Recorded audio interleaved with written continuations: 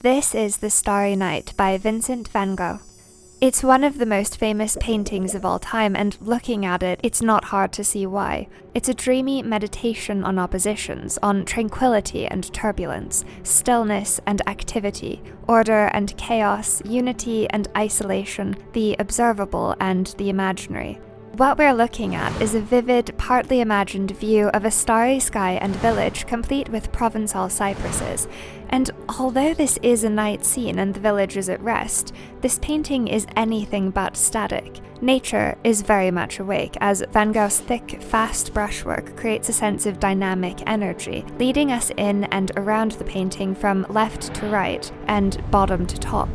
He painted this from a room in the Saint-Paul de Moselle Asylum in Saint-Remy, France, and it's a testament to creativity, to the artist's ability to observe, arrange, and invent. In short, to communicate his innermost feelings to the viewer, whatever the cost. So, what makes The Starry Night one of the most moving paintings in all of art history?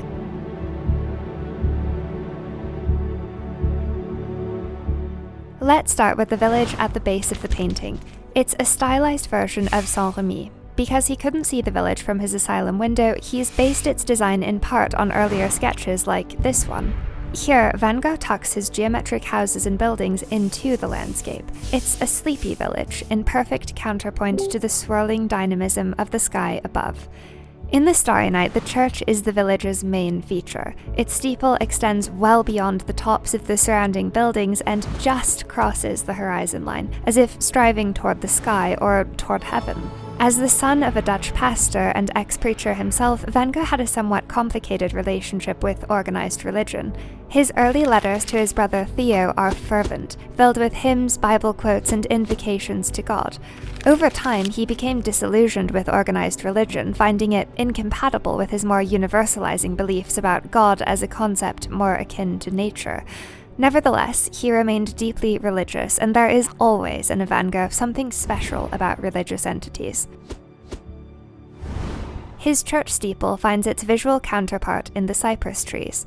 Ever since moving from Paris to Provence, Van Gogh was excited about the sun, the air, the quality of light in the countryside, and he couldn't wait to paint the nature he saw around him, perhaps most of all the distinctive Provençal cypress. For him, the cypress is almost architectural. Writing to his brother, Van Gogh says that cypresses are as beautiful as an Egyptian obelisk in their line and proportions, and the green has such a distinctive quality. It is a black patch in a sunny landscape, albeit here a blackish green patch in a night landscape. The cypresses reach up from the ground toward the cosmic vision that is Van Gogh's sky, almost to the very top of the painting, like a vertical bridge connecting the earthly with the divine. We get a sense of the motion of the cypresses from the way they're painted. They're a series of long, wavy brushstrokes swaying in the wind. Although most of his work is grounded in the painstaking observation of nature, and he often painted out of doors, he felt that the goal of his art was not to imitate nature perfectly, but rather to use color, composition, and form to express his feelings about the subject, and to communicate those feelings to the viewer in the best possible way. It's why we get these fantastic images and explosions of color, Prussian blue and whites bleeding into each other, combining with sunflower yellows and greens to create an overall impression of a landscape that isn't strictly speaking accurate. But that isn't really the point, because he's not just showing you what he sees, he's showing you what he feels through the medium of landscape painting. In The Starry Night, there's a gorgeous interplay between the swirling dynamism of the sky and the swirly trees. These are natural forms and they bend, unlike those of the man-made village where the lines are all straight. And now the sky. The starry sky, of course, dominates the painting, taking up at least 2/3 of the canvas. It's a vision of infinitude, almost galactic in its scope, and it's also remarkably active. A gust of wind, maybe the Provençal mistral, bisects the canvas, spiraling from left to right. It's a bit like Hokusai's wave turned on its side, with the same swirling shape, Prussian blue, and simplified form. Van Gogh's heavy impasto and short dash-like brushwork contribute to a sense of movement, and the texturing draws our attention in and carries us along wherever he wants us to go. It also betrays Van Gogh's emotional state. He writes, "The emotions are sometimes so strong that one works without being aware of working, and the strokes come with a sequence and coherence, like words in a speech or a letter." In other words, for Van Gogh, the heavy application of paint is a form of expression, of communication. A crescent moon glows in the upper right corner, while satellite stars illuminate the night sky, their lights far brighter than the lights in the windows of the houses below. Van Gogh's stars are luminous. Each is encircled with a spreading halo, and each is unique. Looking closely, we can see universes of color around each star. Writing to his brother, Van Gogh says, "I absolutely want to paint a starry sky. It often seems to me that night is still more richly colored than the day, having hues of the most intense violets, blues, and greens. If only you pay attention to it, you'll see that certain stars are lemon yellow, others pink or a green-blue and forget-me-not brilliance. In the Starry Night, some are predominantly green, others yellow, others blue, and one, Venus, glows bright white." It's quintessential Van Gogh, a mix of close observation and pure invention. First off, we've probably never seen a night sky that looks quite like it. Yet take this, it's Venus, the planet.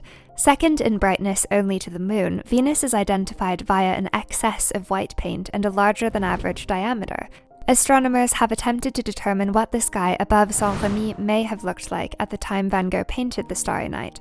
According to their estimates, Venus was in fact brighter than usual at that time of year, but Van Gogh's moon is stylized. Instead of a waning gibbous, he paints a crescent. For Van Gogh, art was nature translated through the artist. Taken in that sense, the Starry Night is almost like a dialogue. We get this beautiful cosmic dynamism. It's sort of like watching as the lines of everything in the universe bleed into and react against each other in a sort of cosmic chat.